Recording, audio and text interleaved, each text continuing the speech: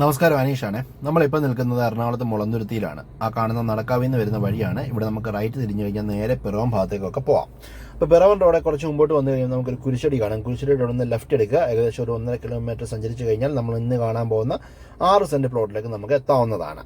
അപ്പോൾ ഈ ഒരു ലൊക്കേഷൻ എന്ന് വെച്ച് കഴിഞ്ഞാൽ ഏതാണ്ട് ചോറ്റാനിക്കരിക്കും മുളന്തുരുത്തിക്കും ഒക്കെ ഇടയിലായിട്ടാണ് ഈ ഒരു ഭാഗം വരുന്നത്. നിർമ്മല കോളേജിനൊക്കെ അടുത്തായിട്ടാണ് ഈ ഒരു പ്രോപ്പർട്ടി വരുന്നത്. അപ്പോൾ മെയിൻ റോഡിൽ നിന്ന് ഒരു 50 മീറ്റർ അകത്തേക്ക് കയറി വരുമ്പം ലെഫ്റ്റിലേക്ക് നമുക്ക് ഇങ്ങനൊരു വഴി കാണാം.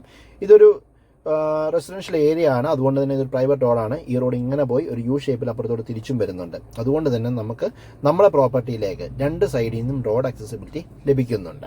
അപ്പോൾ ഈ ഒരു മുളന്തുരുത്തി ഭാഗത്തിൻ്റെ ഒക്കെ പ്രത്യേകത എന്ന് വെച്ച് കഴിഞ്ഞാൽ ഇവിടെ കിണറൊക്കെ കുത്തിക്കഴിഞ്ഞാൽ നല്ല ശുദ്ധജലം നമുക്ക് ലഭിക്കും എന്നുള്ളതാണ്. മിക്കയിടത്തും വെട്ടുകല്ലാണ്.